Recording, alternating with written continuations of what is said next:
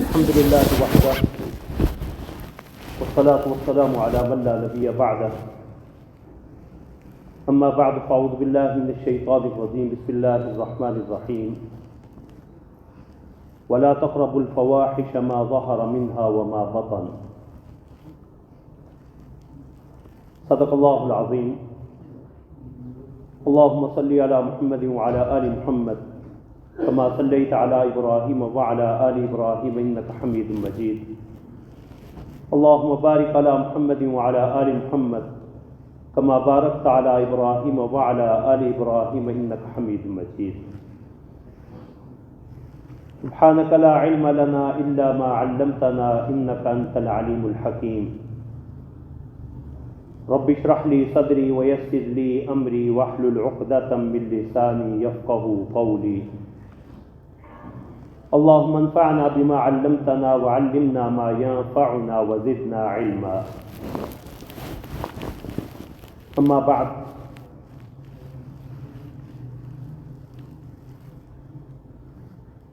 ولا تقربوا الفواحش ما ظهر منها وما بطن اور بے حیائی کے کاموں کے قریب مت جاؤ وہ ظاہری ہوں یا باطنی۔ اس آیت کریمہ کے حوالے سے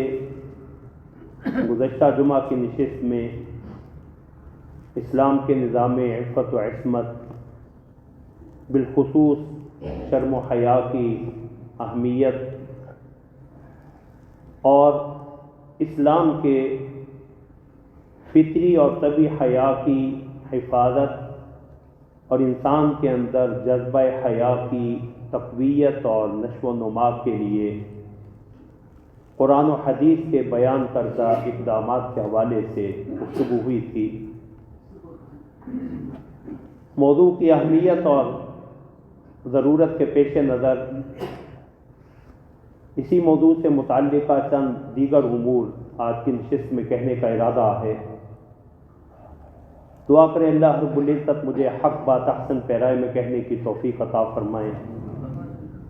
جو میں کہوں آپ سنیں، اللہ رب العزت ہمیں کہنے سننے سے بڑھ کے عمل کی توفیق عطا فرمائیں۔ انتہائی اختصار کے ساتھ میں اپنی گزشتہ معروضات کا خلاصہ پیش کر دیتا ہوں تاکہ مجھے اپنی بات کو آگے چلانے اور انشاءاللہ اللہ کی توفیق سے آپ کے سمجھنے میں آسانی پیدا ہو۔ رسول اللہ صلی اللہ علیہ وسلم نے شرم و حیا کو ایمان کا حصہ قرار دیا اور اسلام نے شرم و حیا کی حفاظت اور تقویت کے لیے جن اقدامات کا اپنے بندوں کو اللہ نے حکم دیا ہے ان میں سب سے پہلا اقدام، پہلی ہدایت اسلام کا ایک مضبوط اور جامع نظام تربیت ہے جس کی بنیاد رسول اللہ صلی اللہ علیہ وسلم کے فرائض منصبی میں سے ایک اہم ذمہ داری وَيُزَكِّيهِمْ اس امت کا تزکیہ اور ان کے دلوں کی تطہیر اور صفائی ہے۔ دوسرا بڑا اقدام شرم و حیا کی حفاظت اور تقویت کے حوالے سے اسلام کا ایک جامع نظام عبادات ہے کہ ان تمام عبادات کے پیش نظر انسان کے اندر اخلاق حسنہ کو پیدا کرنا ہے۔ بقول امام ابن قیم رحمۃ اللہ علیہ، شریعت اسلامیہ کے احکام کا بنیادی مقصد انسان کو حقیقی معنی میں انسان بنانا۔ تیسرا بڑا اقدام جس کے حوالے سے بالتفصیل گفتگو ہوئی تھی، قرآن و حدیث کی وہ تعلیمات جس میں نگاہ اور شرمگاہ کی حفاظت کا حکم مرد و عورت دونوں کو دیا گیا ہے۔ اسی حوالے سے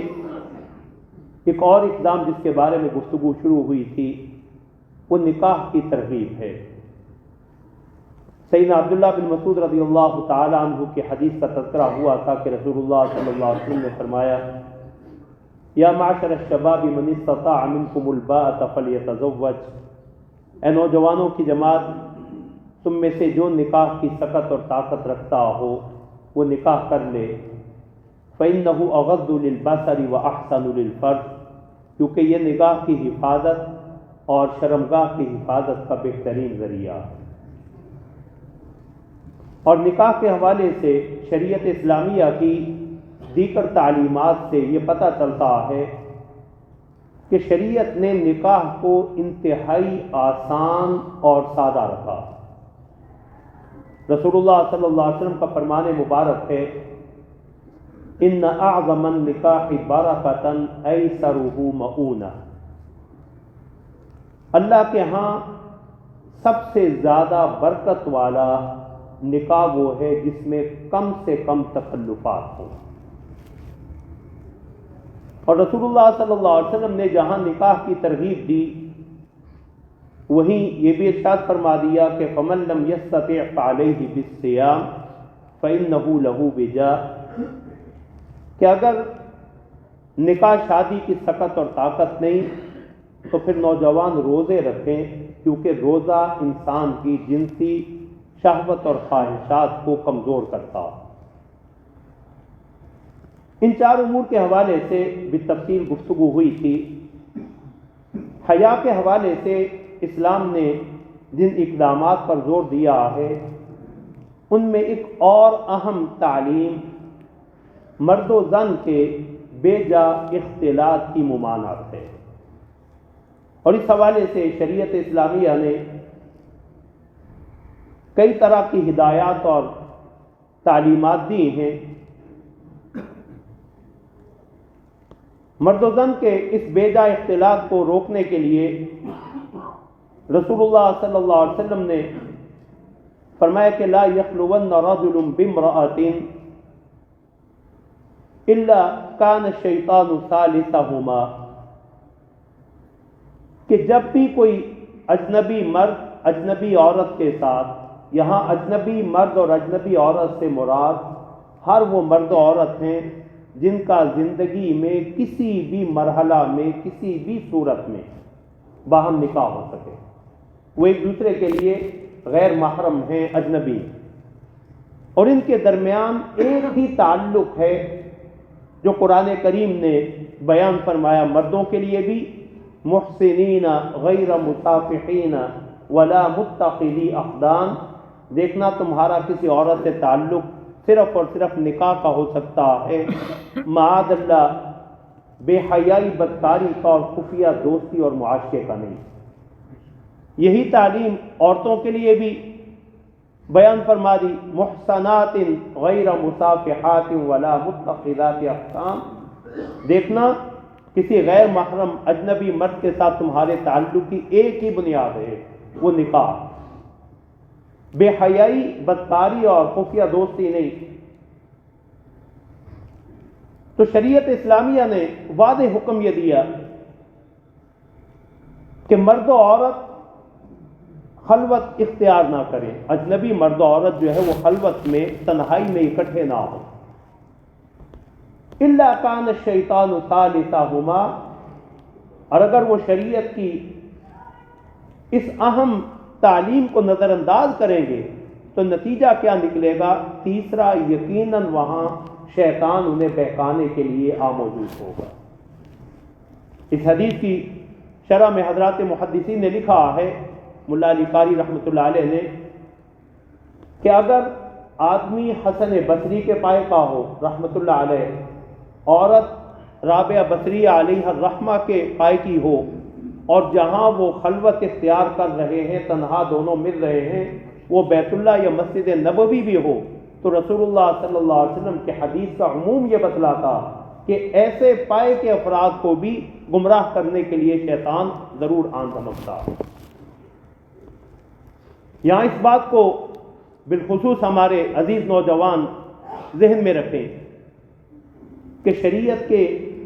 مقابلے میں اپنی ہمت یا اپنی جسارت کو کبھی آڑ نہ بنائیں۔ رسول اللہ صلی اللہ علیہ وسلم نے اپنی ذات مبارکہ کے حوالے سے جو نمونہ چھوڑا رسول اللہ صلی اللہ علیہ وسلم مسجد نبوی میں اعتکاف میں بیٹھے ہوئے، سیدہ صفیہ رضی اللہ تعالی عنہا آپ کی اہلیہ محترمہ عشاء کی نماز کے بعد کسی ضرورت سے آپ سے ملنے آئی، آپ سے بات کرنے آئی۔ جب آپ سے گفتگو کر کے جانے لگی تو رسول اللہ صلی اللہ علیہ وسلم اپنی اہلیہ کو، اپنی بیوی کو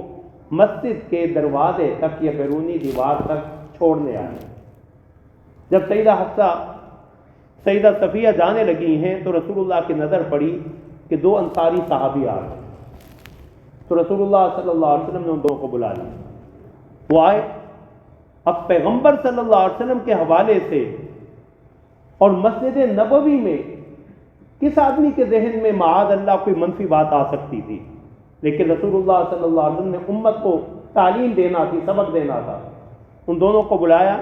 اور فرمایا ہذہ زوجتی صفیہ، یہ میری بیوی صفیہ ہے، کوئی اور خاتون نہیں۔ حضرات صحابہ کہتے ہیں ہمارے پاؤں تلے سے زمین نکلنے لگی، اور وہ دونوں انصاری صحابی کہنے لگے یا رسول اللہ آپ کے بارے میں بھی ہمارے دل میں کوئی منفی بات آ سکتی؟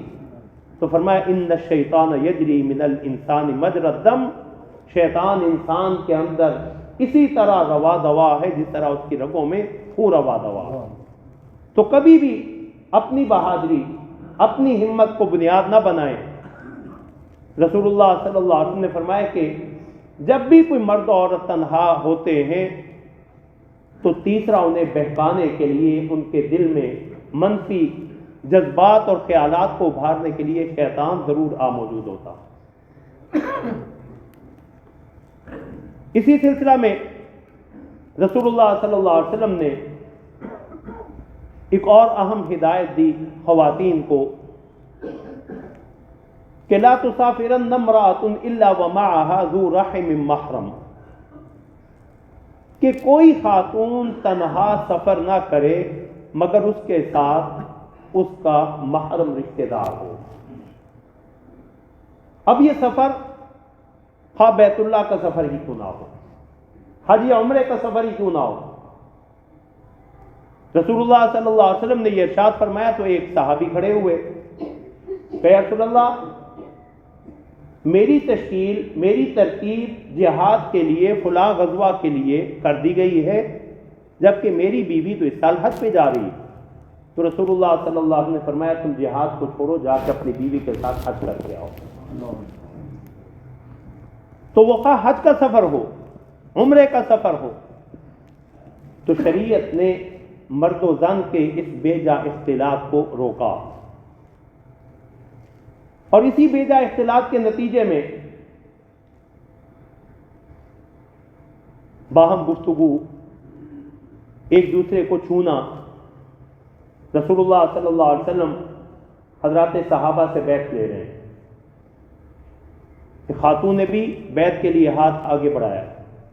تو رسول اللہ صلی اللہ علیہ وسلم نے فرمایا انی لا اصافح النساء، میں عورتوں سے مصافحہ نہیں کرتا، میں ان کے ہاتھ میں ہاتھ لے کے بیعت نہیں کرتا۔ تو رسول اللہ صلی اللہ علیہ وسلم نے، اور یہاں ایک اور حدیث میں بالخصوص اپنے عزیز نوجوانوں کے لیے ذکر کرنا چاہ رہا ہوں کہ رسول اللہ صلی اللہ علیہ وسلم نے فرمایا کہ اگر تمہارے سر میں کیل ٹھونک دی جائے، کوئی میخ ٹھونک دی جائے، یہ تمہارے لیے آسان اور سستا سودا ہے بنسبت اس کے کہ تم کسی غیر محرم عورت کو چھو اور اسے ٹچ کرو۔ تو شریعت اسلامیہ نے اختلاط مرد و زن کو روکا۔ اسی حوالے سے رسول اللہ صلی اللہ علیہ وسلم نے ایک اور حدیث میں فرمایا ایاکم والدخول علی المغیبات،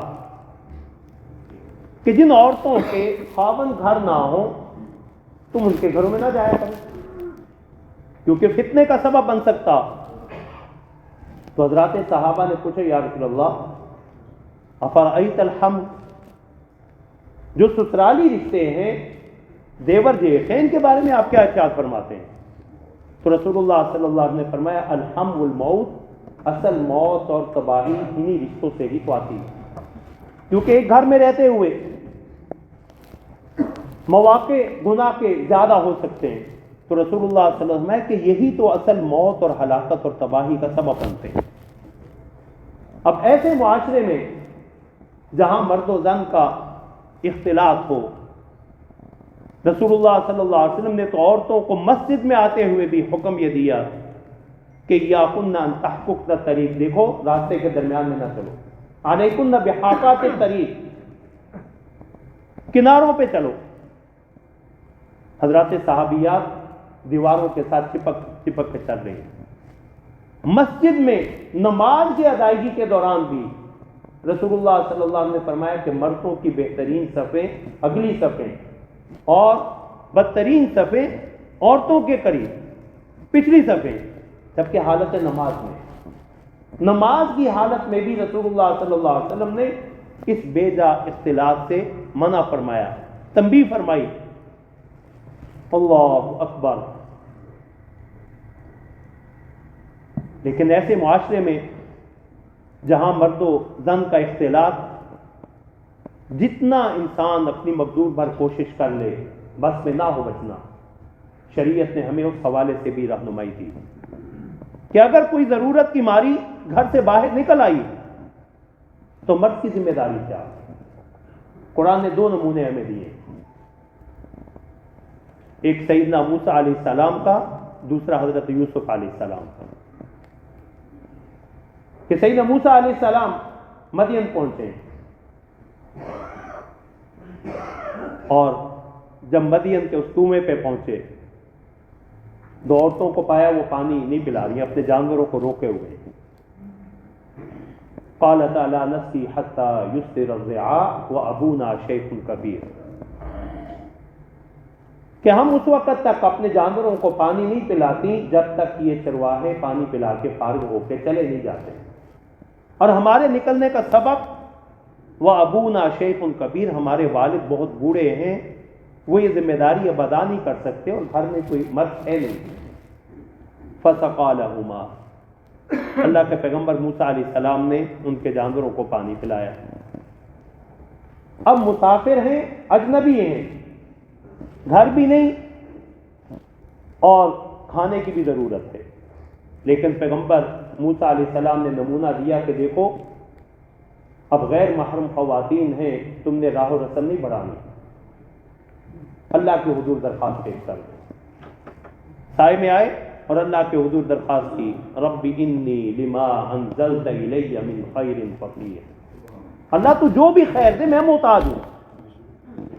تو اللہ نے گھر کا بندوبست بھی کیا، کھانے کا بندوبست بھی کیا، بیوی بھی دے دی، گھر بھی دے دیا، لیکن قرآن نے یہاں اس شرم و حیا والی خاتون کا تذکرہ کیا، اور یہاں اللہ ہمیں اولاد کی دینی خطوط پہ تربیت کی فکر نصیب فرمائے۔ وہ مرد صالح، وہ عبد صالح جن کے بارے میں بعض روایات میں یا مشہور روایات میں یہ ہے کہ وہ حضرت شعیب علیہ السلام تھے، جب بیٹیاں وقت مقرر سے پہلے گھر پہنچ گئی فوراً تنبیہ کی، آج تم جلدی کیسے آ گئے؟ بیٹیوں نے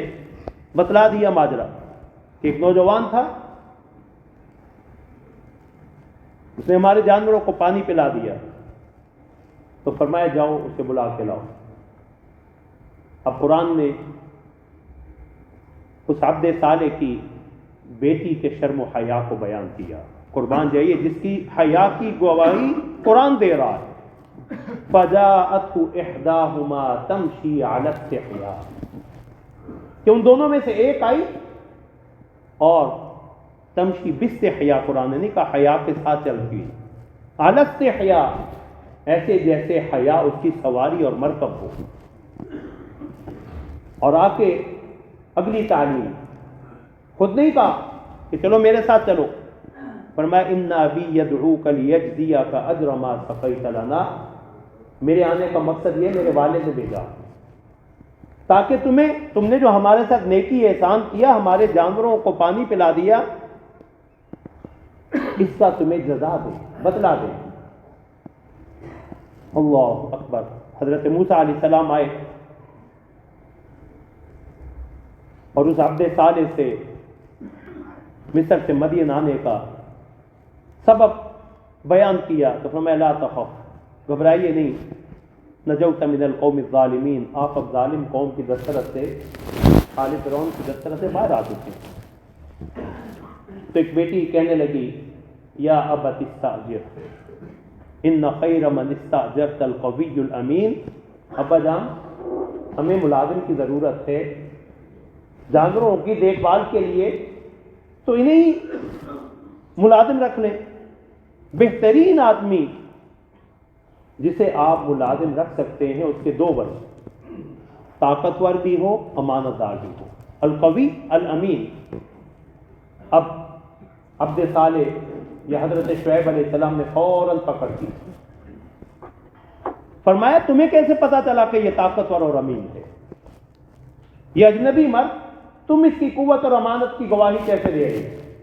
حضرت عمر رضی اللہ تعالیٰ عنہ کی روایت ہے، صحیح امام ابن کثیر رحمۃ اللہ علیہ نے ذکر کی، عبداللہ بن عباس رضی اللہ تعالیٰ عنہ سے بھی۔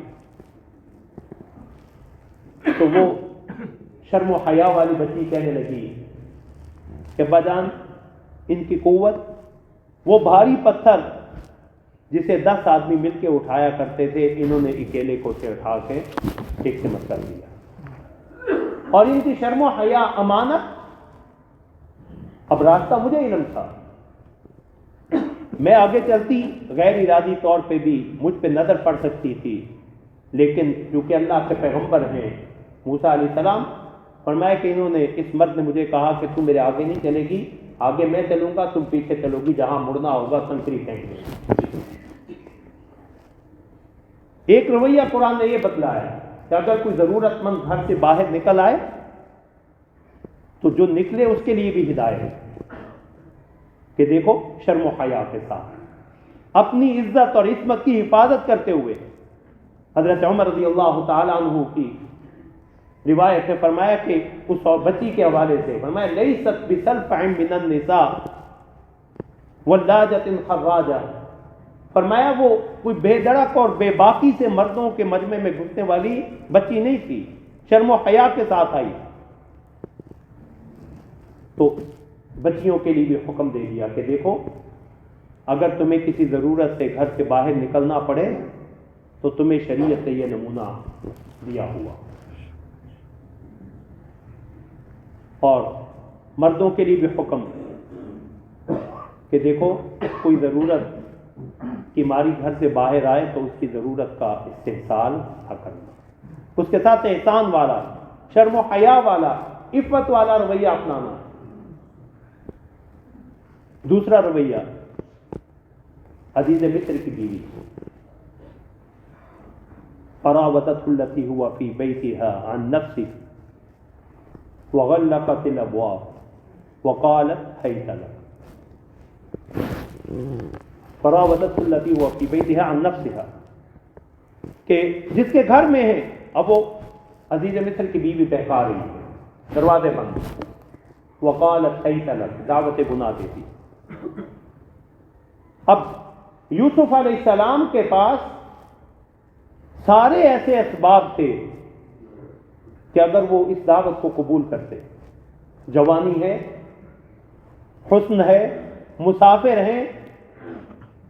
اور دعوت دینے والی صنف مخالف ہے، دوسری صنف ہے، اور کوئی باز پرس کا، کسی دیکھنے کا، رسوائی کا کوئی اندیشہ نہیں۔ لیکن یوسف علیہ السلام نے دوسرا رویہ بتلا دیا، قال معاذ اللہ انہ ربی احسن مثوایا، میں اللہ کی پناہ میں آتا ہوں، یہ میرا مالک ہے، میں اس کے ساتھ کیسے خیانت کروں؟ اس نے مجھے اچھا ٹھکانہ دیا، اور میرا یہ اقدام تو ظلم ہوگا، انہ لا یفلح الظالمون، ظالم کبھی کامیاب نہیں ہو سکتے۔ اسی کو پیغمبر صلی اللہ علیہ وسلم نے فرمایا کہ وہ خوش نصیب افراد جنہیں اللہ قیامت والے دن اپنے عرش کا سایہ نصیب فرمائیں گے، رجل دعته امرأة ذات حسب و نسب، وہ نوجوان جسے کوئی عام خاتون نہیں، حسب و نسب والی، حسین و جمیل خاتون دعوت گناہ دے، وہ کہ انی اخاف اللہ، نہیں بی بی میں تو اللہ سے ڈرتا ہوں، فرمایا اللہ اسے عرش کا سایہ نصیب فرمائے۔ قیامت والے دن جب عرش کے، اللہ کے عرش کے سوا اور کوئی سایہ نہیں ہوگا، تو شریعت اسلامیہ نے ہمیں یہ تعلیمات دے دی کہ مرد و عورت کا بھیجا اختلاط نہ ہو، اور جہاں اختلاط ہو اس سے بچاؤ ممکن نہ ہو تو وہاں اپنی نکاح میں پاکیزگی پیدا کریں، نکاح میں پاکیزگی پیدا کریں۔ رسول اللہ صلی اللہ علیہ وسلم نے فرمایا کل عین باقیۃ یوم القیامہ، قیامت والے دن ہر نگاہ روئے گی، الا عینا بکت الا عینا غضت عن محارم اللہ، سوائے اس آنکھ کے غیر محرم پہ نظر پڑی، خدا کے خوف سے جو ہے وہ نگاہ جھکا لی، وعینا سہرت فی سبیل اللہ، دوسری آنکھ جو میدان جنگ میں اسلامی سرحدوں کا پہرا دیتے ہوئے جاگتے ہوئے رات گزارے، اور فرمایا جس آنکھ سے اللہ کے خوف سے مکھی کے سر کے برابر بھی آنسو بہ نکلے، اللہ اس پہ جہنم کی آگ کو حرام کر دیتے ہیں۔ اللہ ہمیں یہ شرم و حیا نصیب فرمائے، اللہ اپنا یہ خوف نصیب فرمائے۔ یہ شرم و حیا ایک بنیادی وصف، بلکہ احادیث مبارکہ میں تو یہ آتا ہے کہ شرم جو ہے وہ اللہ کے اوصاف میں ہے، ان اللہ حیی کریم، رسول اللہ میں کہ اللہ بڑے حیا والے، بڑے کرم والے۔ جب بندہ دعا کے لیے ہاتھ اٹھاتا ہے اس مالک کو شرم آتی ہے، میں نے اٹھے ہوئے ہاتھوں کو خالی کیسے لوٹا۔ پیغمبر صلی اللہ علیہ وسلم کی شرم و حیا کے حوالے سے صحیح بخاری میں حضرت ابو سعید خدری رضی اللہ تعالیٰ عنہ کی حدیث، وما كان النبي صلی اللہ علیہ وسلم اشد استحیاء من العذراء فی خدرها، ایک نوجوان دوشیدہ اپنے گھر میں جتنی شرم و حیا کی مالک ہوتی ہے، پیغمبر صلی اللہ علیہ وسلم اس سے بھی کہیں زیادہ شرم و حیا کے مالک تھے۔ اس لیے پیغمبر صلی اللہ علیہ وسلم نے ایمان اور حیا کو جوڑا۔ کچھ حدیث میں نے پچھلے جمعہ عرض کی تھی، کچھ دیگر احادیث۔ ایک حدیث میں رسول اللہ صلی اللہ علیہ وسلم نے فرمایا الایمان والحیاء قرناء جمیعا اذا رفع احدهما رفع الاخر، ایمان اور شرم و حیا باہم جڑے ہوئے، ایک دوسرے سے ملے ہوئے، اگر ایک اٹھ جائے تو دوسرے سے بھی معاذ اللہ محرومی ہو جاتی۔ ایمان نہیں تو شرم و حیا نہیں، اور شرم و حیا نہیں تو پھر ایمان سے بھی معاذ اللہ، کامل ایمان سے بھی محرومی۔ صحیح بخاری میں رسول اللہ صلی اللہ علیہ وسلم کے فرمان، حضرت عبداللہ بن مسعود رضی اللہ تعالیٰ عنہ اس کے راوی، فرمایا کہ ان مما ادرک الناس من کلام النبوۃ الاولى اذا لم تستحی فاصنع ما شئت، کہ پہلی نبوتوں کے کلام میں سے جو بات چلتی آ رہی ہے ان میں یہ بھی ہے کہ اگر تم میں شرم باقی نہ رہے تو پھر جو مرضی کرتے ہیں، کہ شرم ہی ہے جو انسان کو راہ راست پہ رکھتی ہے، اللہ کی شرم، بڑوں کی شرم۔ اور رسول اللہ صلی اللہ علیہ وسلم نے فرمایا، حضرت ابو ہریرہ رضی اللہ تعالیٰ عنہ کی حدیث سنن ترمذی کی، میں ما کان الفحش فی شیء الا شانہ وما کان الحیاء فی شیء الا زانہ، کہ بے حیائی جس کام میں بھی ہوگی اسے بگاڑ دے، اور شرم و حیا جس کام میں بھی ہوگی اسے مزین اور خوشنما کر دے۔ اور شریعت کے شرم و حیا کے حوالے سے ان اقدامات کے آخر میں صرف ایک حدیث رسول اللہ صلی اللہ علیہ وسلم کی کہ یہ شرم و حیا ظاہری بھی ہو باطنی بھی۔ شریعت نے حکم دیا ولا تقربوا الفواحش ما ظهر منها وما بطن، بے حیائی کے کام ظاہر ہو یا باطن اس کے قریب بھی مت جاؤ، اپنی خلوتوں کی حفاظت کیجیے، اللہ جلوت میں شیطان کے شر سے محفوظ رکھیں۔ سیدنا ثوبان رضی اللہ تعالیٰ عنہ کی حدیث مسند احمد کی، رسول اللہ صلی اللہ علیہ وسلم نے فرمایا کہ قیامت والے دن کچھ لوگ پہاڑوں جیسی نیکیاں لے کے آئیں گے، بحسنات مثل جبال تہامۃ البیضاء، تہامہ کے سفید پہاڑی سلسلے جیسی بڑی بڑی نیکیاں لے کے آئیں گے. یہ یمن کی سرحد تھے، تہامہ کے پہاڑ، ایک پہاڑی سلسلہ ہے بہت بڑا. فرمایا اتنی بڑی نیکیاں لے کے آئیں گے. فَيَجْعَلُهَا رَبِّي هَبَاءً مَنْثُورًا، لیکن اللہ انہیں ضائع کر کے معاذ اللہ بکھری ہوئی راکھ کی طرح بکھیر دے. حضرات صحابہ کانپ اٹھے، یا رسول اللہ صفہم لنا جلہم لنا، ہمیں بتلائیے تو صحیح وہ کون بد نصیب ہیں، ان کا کون سا عمل ہے جس کی بنا پہ ان کے پہاڑوں جیسے اعمال ضائع ہو جائیں گے. اب حدیث کے الفاظ سنیے کہ رسول اللہ صلی اللہ علیہ وسلم نے فرمایا یصومون مثل ما تصومون ویأخذون من اللیل مثل ما تأخذون، روزے وہ بھی رکھتے ہوں گے تمہاری طرح، رات کا قیام تہجد بھی جس طرح تم پڑھتے وہ بھی پڑھتے ہوں گے، لیکن ان کا کون سا ایسا عمل جس کی بنا پہ ان کی یہ ساری نیکیاں ضائع ہو جائیں گی. فَمَا اِذَا خَلَوْا بِمَحَارِمِ اللَّهِ انْتَهَكُوهَا، خلوت میں انہیں اللہ کی حدود پامال کرنے کا موقع ملے تو وہ چوکتے نہیں، اللہ کی حدود کو پامال کرتے ہیں. اللہ ہمیں اپنی خلوتوں کو اپنے خوف سے بڑھنے کی توفیق عطا فرمائیں. اللہ رب العزت ہمیں شرم و حیا نصیب فرمائیں. اللہ عفت اور پاک دامنی نصیب فرمائیں. وآخر دعوانا ان الحمد للہ رب العالمین.